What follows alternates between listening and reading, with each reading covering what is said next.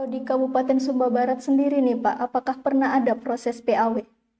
Jadi baik terkait dengan proses PAW di Kabupaten Sumba Barat ini memang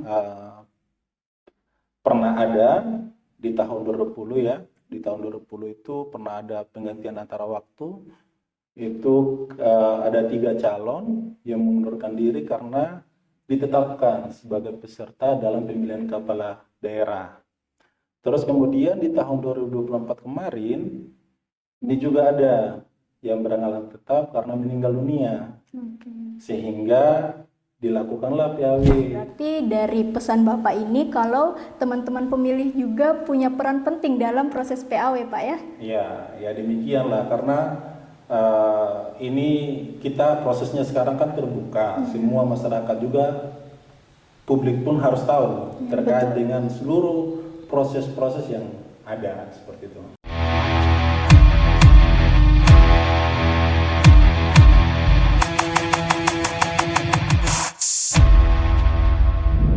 Halo teman pemilih, kembali lagi bersama kami KPU Kabupaten Sumba Barat dalam podcast Mamuli, Mari Omong Pemilu dan Pemilihan. Bersama dengan saya Nur Kolbi dan hari ini kita akan kembali ngobrol-ngobrol terkait kepemiluan.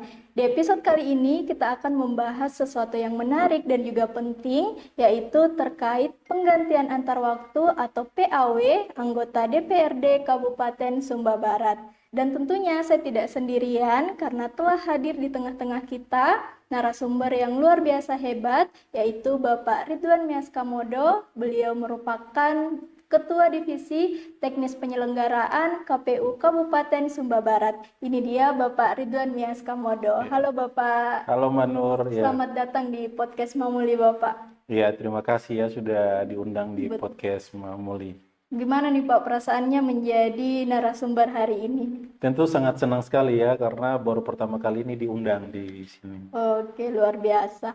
Langsung saja nih Pak ke topik kita pada episode kali ini, yaitu terkait PAW. Nah, mungkin teman-teman pemilih sudah pernah dengar istilah PAW nih Pak, akan tetapi belum mengerti sebenarnya apa sih itu PAW atau penggantian antar waktu. Nah, boleh dijelaskan nih Pak ke teman-teman pemilih terkait PAW itu.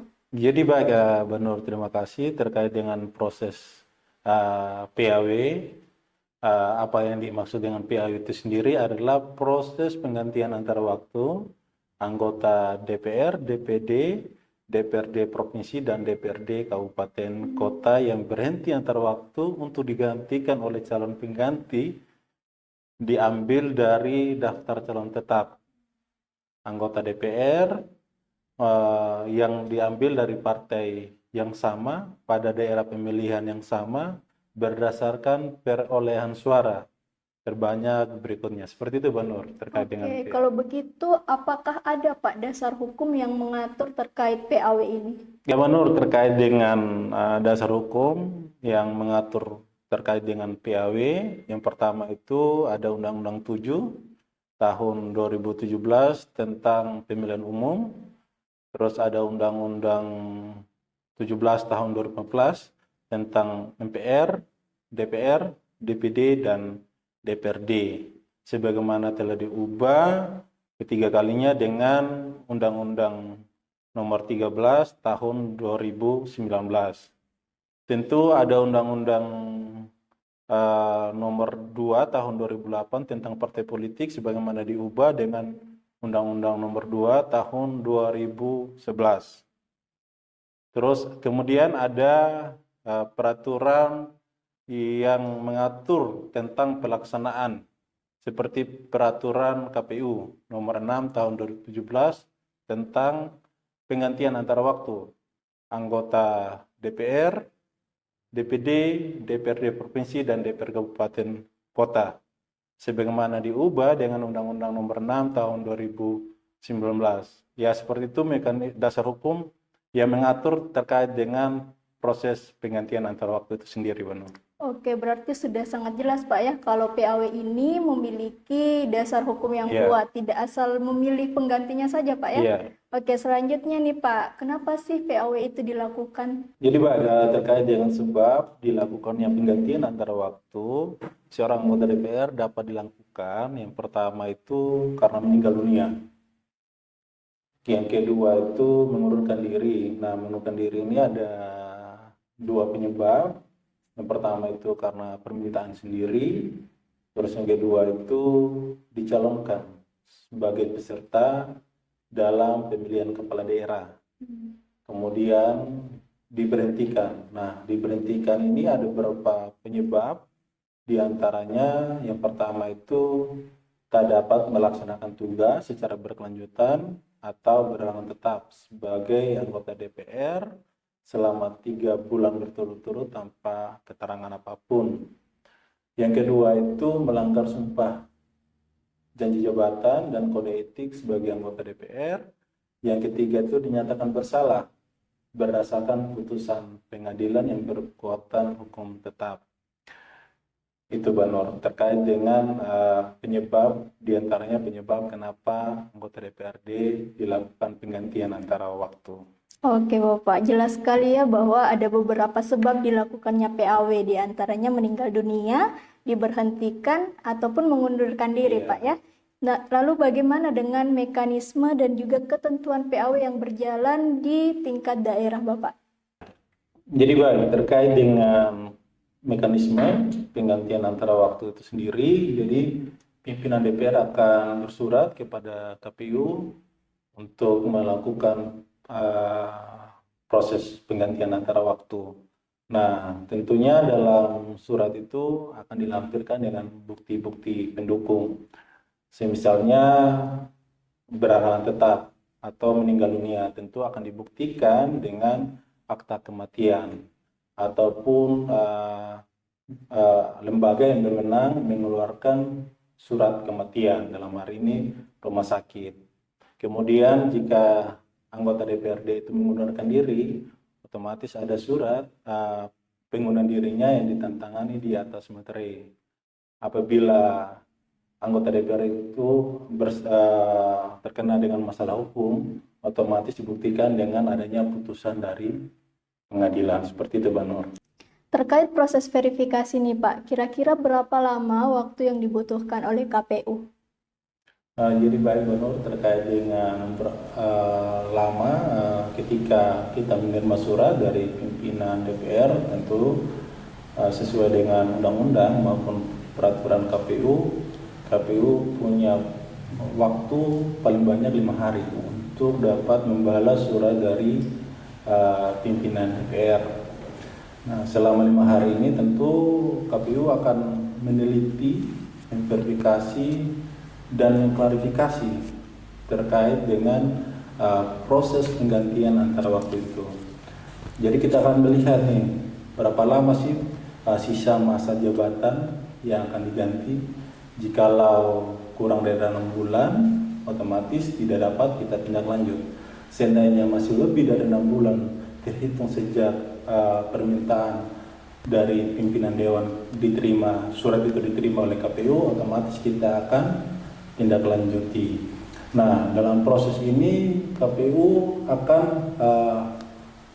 memverifikasi segala administrasi pendukung.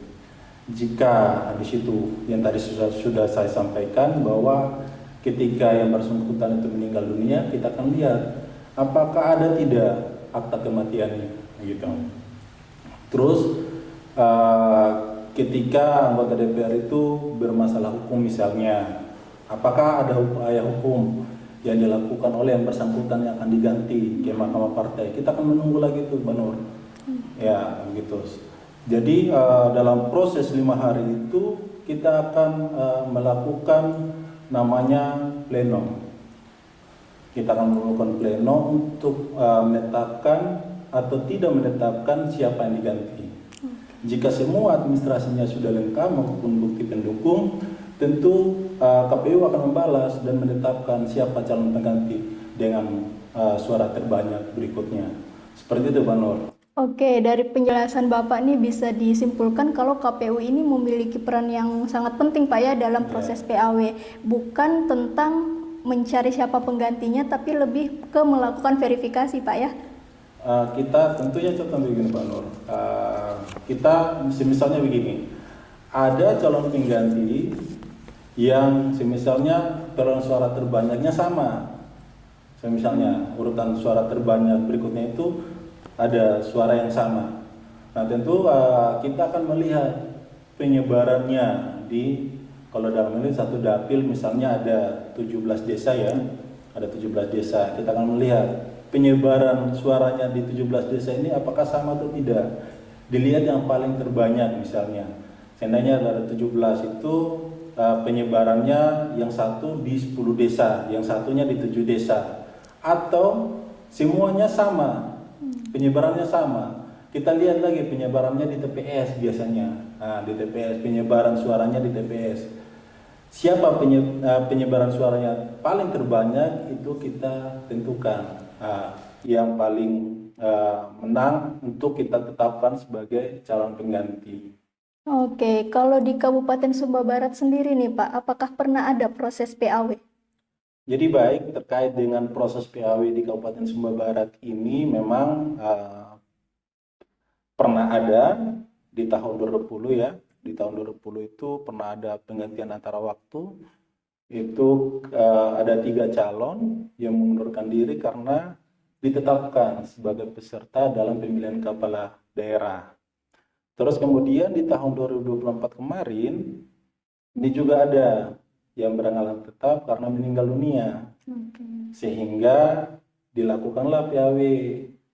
Nah, itu seperti itu Bang Nur. Berarti Pengalaman, pernah ada Bapak ya di pernah. Sumba Barat ini. Pernah ada ya. Oke, terakhir nih Pak, pesan untuk masyarakat terkait proses PAW.